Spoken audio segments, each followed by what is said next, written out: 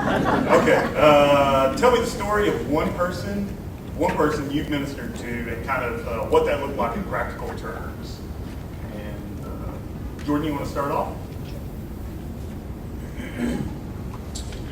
So one person that I believe that I've kind of influenced in my role at Target there's this atheist team member that I've become really good friends with, probably one of my best friends now. So a little bit about him. His parents were Christians, but they kind of stopped going to church over the years, and this individual kind of had a bad experience with the church. And then after high school, he went straight into the military, was in the military for 6 or 7 years. And then while he was in the military, he actually got married, was cheated on, and divorced in the military. Again, not the easiest of lives to experience thus far. But one of the other things he experienced in the military was meeting so many different people, different cultures, and different religions. And from that, he came to this conclusion of, it's too hard to figure it out, so I'm just not going to believe in anything. It's just easier. So when he got back, he started working at Target with me, and whenever I just kind of started talking to him and starting to hear his story, I related a lot because both my brothers were in the military and kind of experienced that same thing with so many different religions and so many different ideas out there, and they both kind of came to the same conclusion of, it's just easier not to believe. And the cool story is that, I started praying for my brothers 7 years ago, and just last year, my brother accepted Christ. So it's not always about our timetable, and I think that's true for us a lot of times. We're so impatient, and yet God's timetable is true and perfect. So anyways, starting this relationship with this individual, we became friends. I started learning more about his story. I started telling him about my story, my history, my past. Like Cal said, it's not always colorful, but it's our honesty and authenticity that opened that communication. So, after he got out of the military, this atheist started going to college. And we know in college a lot of times there's a lot of anti-Christian teaching and that kind of thing.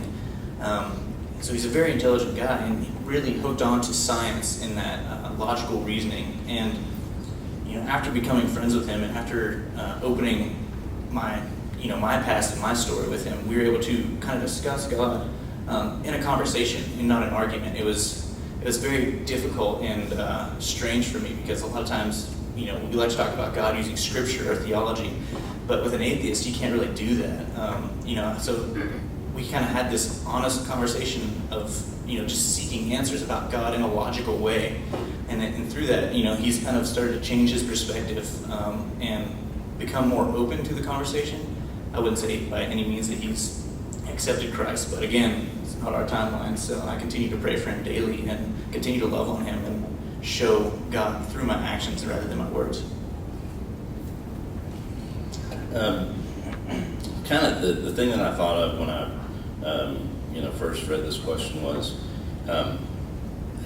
when I was got my first management position long ago, and before I was in the furniture business, I hired this girl who she was from New York, so she had a funny accent, but she also had a lot different value system than what most of the other people that worked in the office had.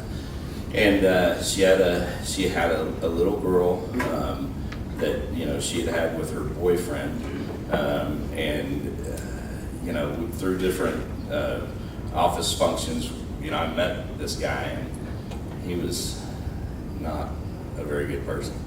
But in our office, we would sometimes get into conversations about God, because there were other believers there, and because I like to spout off or whatever. So anyway, so she worked for me for probably about 2 years, and then I ended up leaving that job and actually moving to Lubbock. And she called me about a year after I'd been here. I never invited this girl I never invited her to go to church. I was not, I wasn't, I guess, at that point.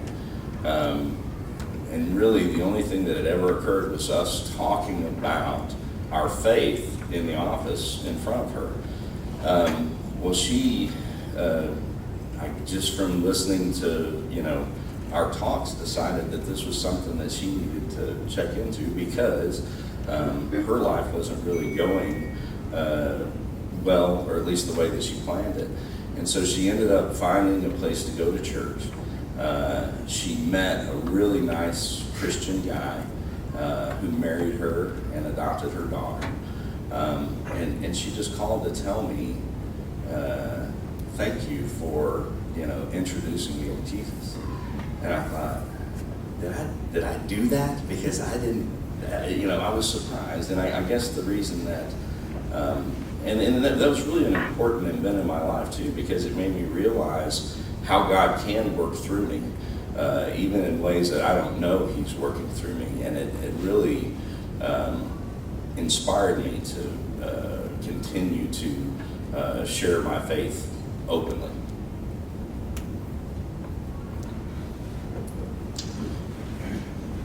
Rob, I think I kind of share the same thing.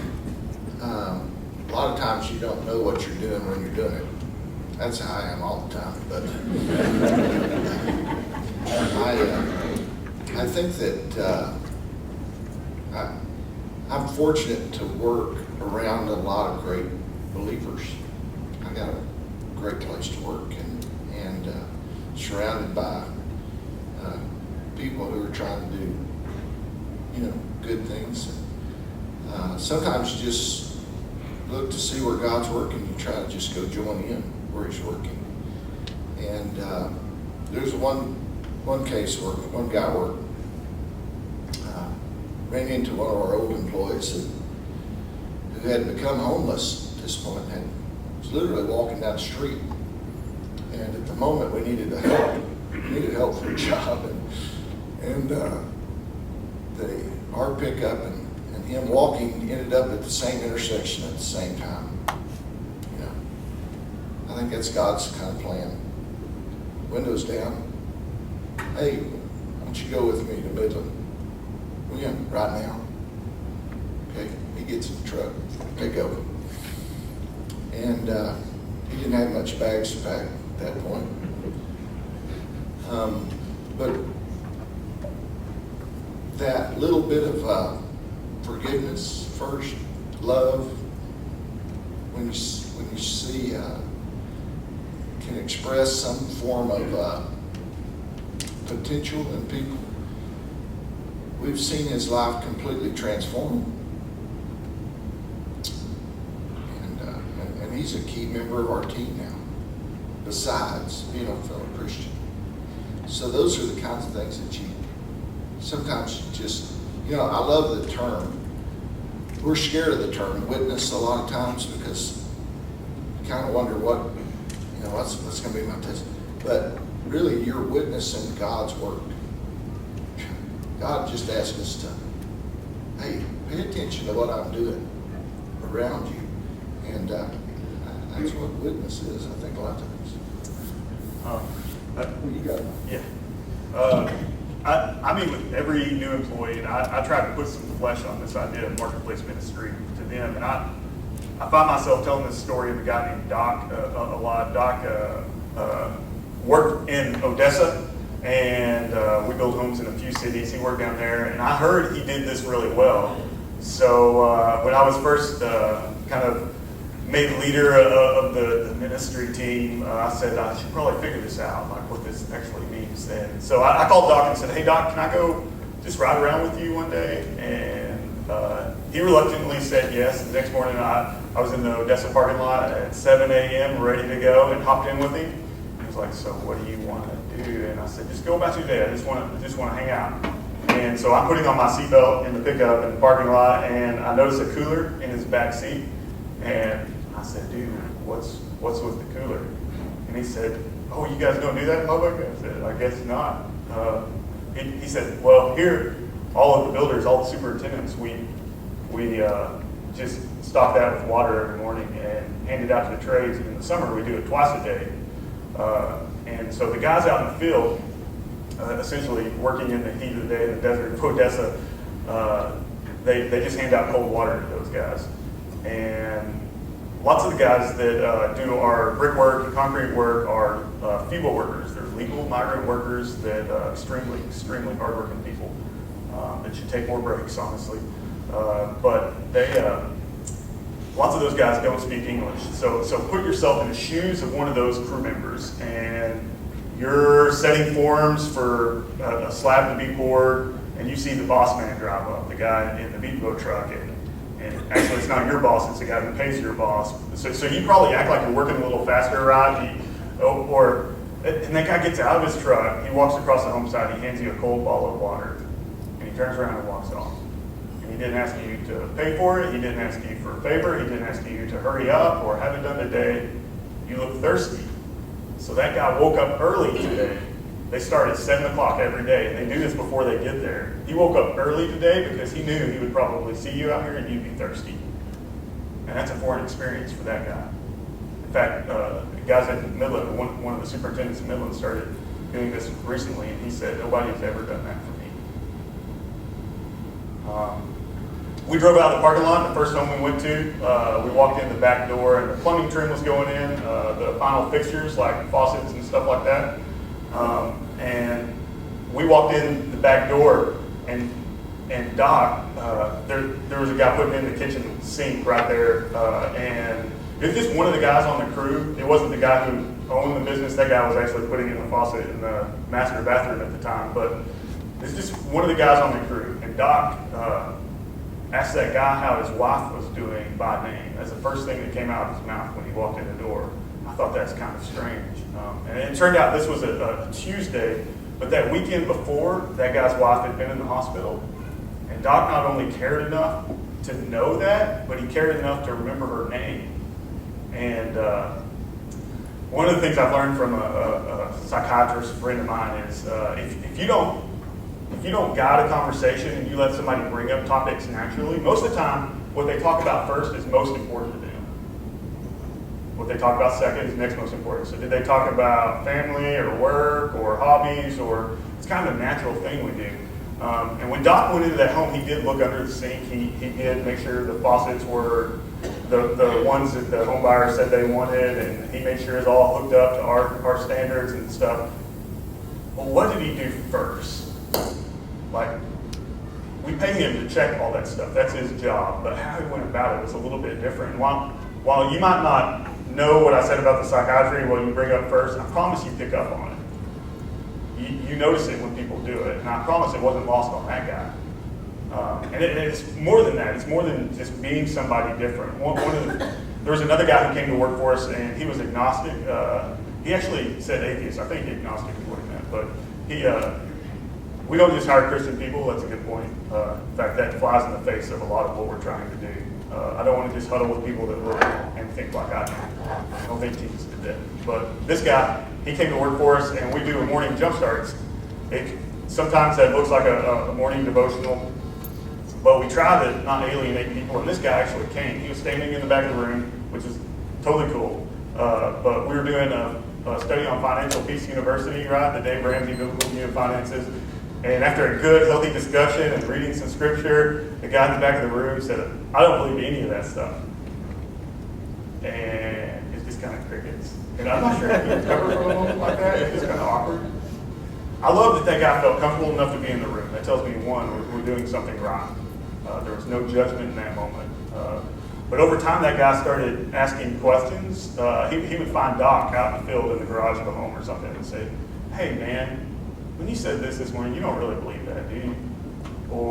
And just little questions. And one day I was down there, and I overheard that guy telling somebody that he was a Christian. And I was actually getting something off the printer, so I kind of overheard it, and I acted normal. But as soon as I got around the corner, I ran and found somebody. I was like, what in the world? And they said, yeah, that guy, he's changed a lot. He's actually started going to church with Doc, the guy that no judgment. It's just a different approach. So I think that's what marketplace ministry is. I think it's much different than treating people like projects, like the street corner guy in New York that has 8 seconds to say something to this guy is much different than my approach. When you work with somebody, you're going to walk with that person for a little while. You have some time develop some relationship. Not all the time. There should be some urgency to it, but you don't have to bombard them with it. I see walking life beside people, kind of like what you guys have said. It seems like that's a common theme, just walking life with people in a really transparent but intentional way also, and kind of looking for those divine moments, where recognizing that God orchestrated this moment and being obedient to what you feel the Spirit inside you brought you to do. I think we'll skip down to that last question, make sure we have some time for questions. If you could just give one piece of advice to someone wanting to try to minister in the workplace, what would that be?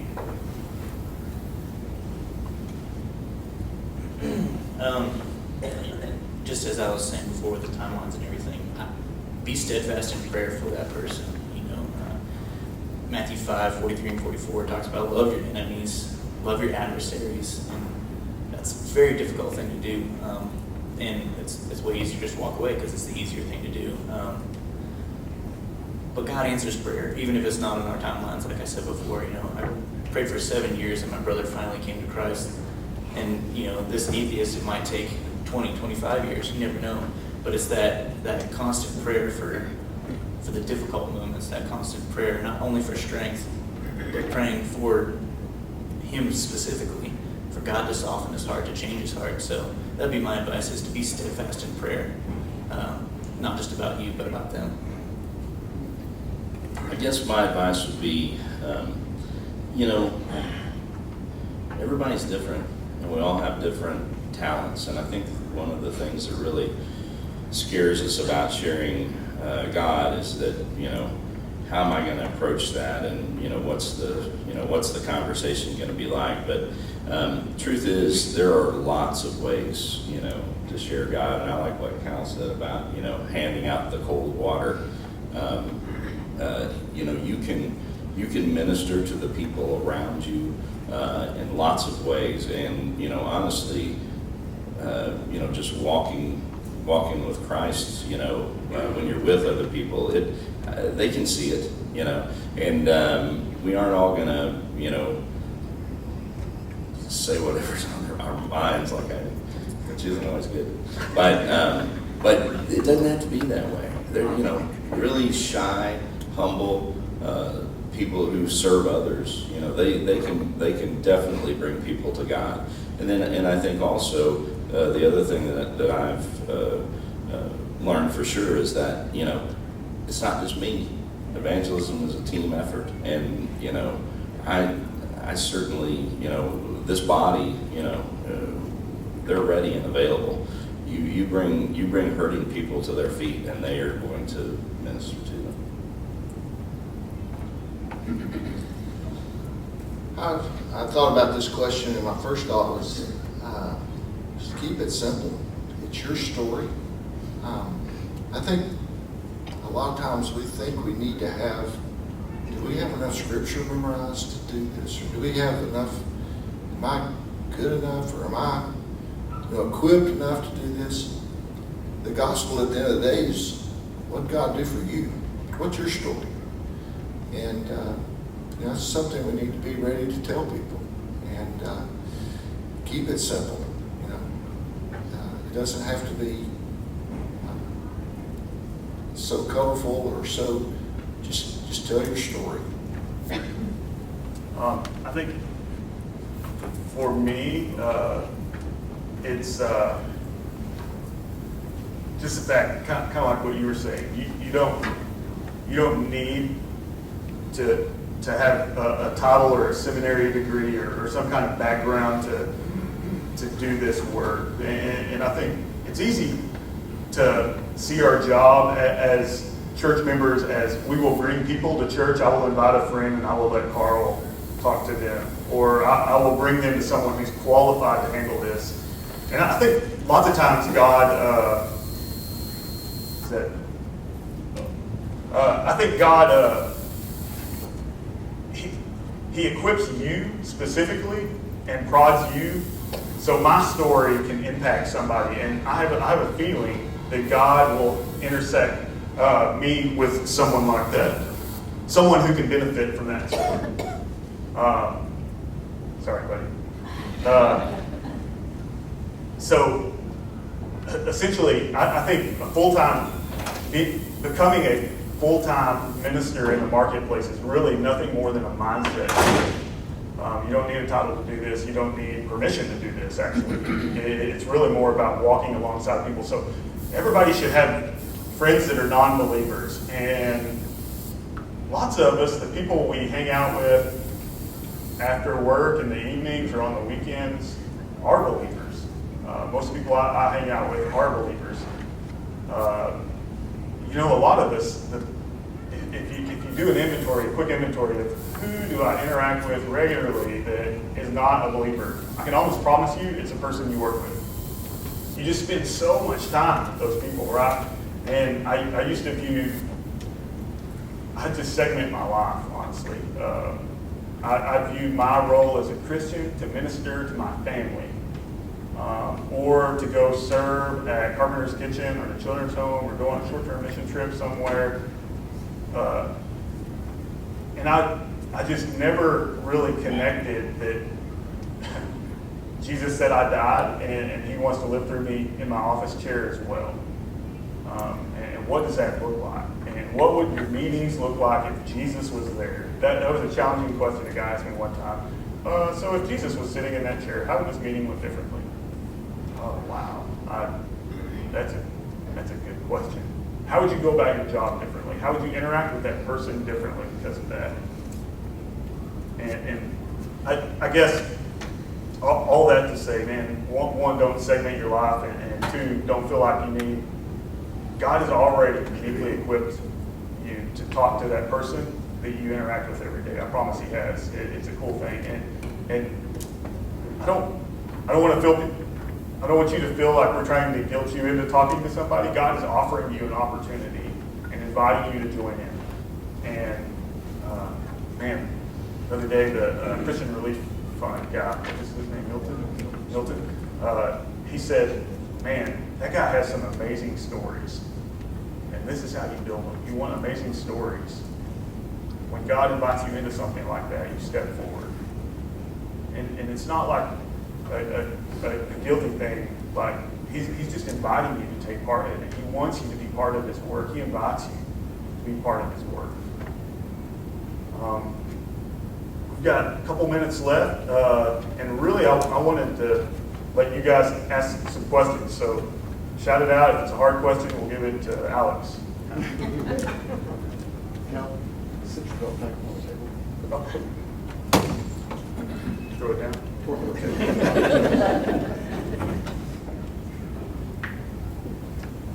I think maybe it's just me, but there's always a fear out there. If I go and I approach somebody or open that conversation, they're going to go ballistic, or they're going to go. Have any of y'all ever had the deal where somebody just you were in fear for your life because you broached the subject, or is that an unfounded fear most of the time? That's not I haven't had that happen, actually. But I think, to some degree, it's different for me because I'm the boss, and I would fire them if they did that. But you definitely don't always get the response that you want, and you really can't. You can't be what you're doing can't be dependent upon the response. It has to be for God. And so yeah, I haven't ever had anybody go ballistic on me, but I definitely have had people do this and then go right back and do the same thing. I think there's a balance. So one, I try to establish a relationship with the person, but before I share any of that stuff. And I think if you do that, there's something there. I had a leader one time say, "Do you have the change in your pocket to have that conversation?" And what he's saying is, have you made deposits into that person relationally to where they'll be able to hear that from you? And it's just being intentional about that and laying the groundwork to where they'll hear it, and also not forcing it. So I don't try to have one gospel presentation a week, or I don't I don't have that intention. I try to just pay attention to the moments where I feel prodding, and don't force it. The Spirit usually convicts me pretty cleanly when that moment happens, and I know if I'm avoiding it or whether I actually follow through. I wanted to say one other thing, just Yeah. off the subject, but I believe this with all my heart. What you do, whatever work that you do is worship. The word worship comes from two words, work, ship, and it is the thing that you do with your hands and with your mind, with your talents and with your resources, which is what God said at the beginning. I want you to love me with all your heart, all your soul, all your mind, all your resources. And so when you do that in what you do at work, it becomes your ministry. So I'm the minister of Landscape Works, one of them in Lubbock, Texas. What's that look like? Well, it looks like the work I do, number one. It looks like the people that I'm around, and people we buy from, the people that we sell to, the people that you just interact with. And but it's part of your work, is your worship, and it's not. This is a pep rally for me. Sundays is the day I get to get around a lot of people like that. But my worship, I think, is Monday through Friday, Monday through Saturday, whatever that is when you're in lost control, or selling a mattress, or digging a hole. Those are the days. It's literally worship to God, in my opinion. Any other questions? Yeah.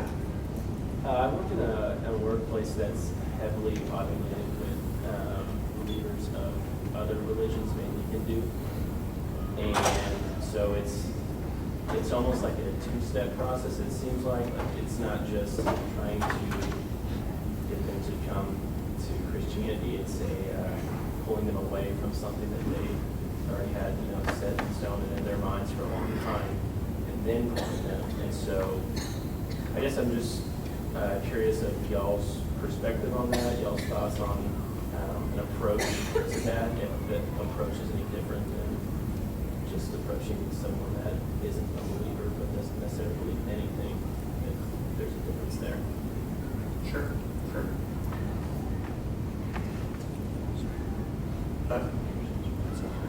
I think Jordan has a good approach with his friend that's an atheist. One is have honest conversations with them, and don't feel like you have to defend the gospel. I think the gospel is resilient, and God doesn't need us to defend it. Now I'm going to represent that in this moment, but if you're asking hard questions, man, accept that and own that. But one, I think it's just the relational piece. I care about you as a person right now, deeply. Regardless of what you believe. I think that's the approach Jesus had. I care about you. And then once they know that, then they're more open to hearing them. And sharing that through a relationship and waiting for the product of that, I think, is part of it. We talked about this a little bit earlier when we met up too. The difference kind of between Christianity and a lot of other religions is our mindset of hope. And living in a world without hope is just so distraught and full of despair. And I'm not saying that other religions don't have hope as well, but Christ and his sacrifice is what sets us different. And I think you're right. You have to start with the relationship. Francis of Assisi said, preach often, when necessary, use words. It might be a year or two before you get to use those words. But when God does present that opportunity, make sure it's a conversation and not an argument, because arguments never end well for anyone. But if you have that conversation, you're both truly seeking, asking those questions. Sometimes we might not have the answers to questions they're asking. Take that journey with them to find the answer. And not only will that help them to kind of understand your faith and will in turn help you understand your faith better. And I think God sets the pace of that. It could be tomorrow, or it could be painfully long. You might not, it might be like Rob was saying earlier, you know, you don't even realize the impact you're having on that person, or you think those conversations, if you get to have those conversations, that they were wasted time, but they might not be. And the pace is up to God. I just try to, the whole thing, the crux of all this is recognizing those divine appointments and having the courage to be obedient in that moment, even when it might cost you something. I think we'll probably wrap up with that. One of the things I wanted to mention is the little trailer up here, the Beatbo Homes. When I left some of these DVDs, it has kind of the full version of that on your table. Feel free to take some of those. There's more up here. They're also, if you don't know where a DVD goes or how to make that play on your TV, you're probably younger, and they're online too, on our website. Or on YouTube or wherever videos are shown.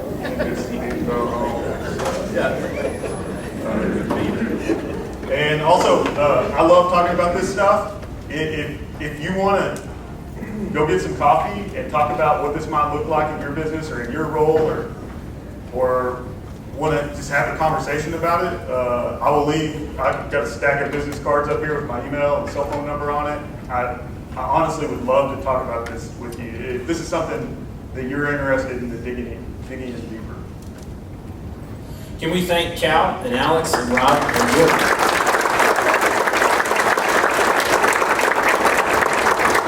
Hope that you've had a few things to think about as you head out into the week this next week, that you'll be thinking about some of what was shared this morning, just the opportunity to be Christ in the workplace and all the different ways that will happen. As Cal said, just want to reiterate that.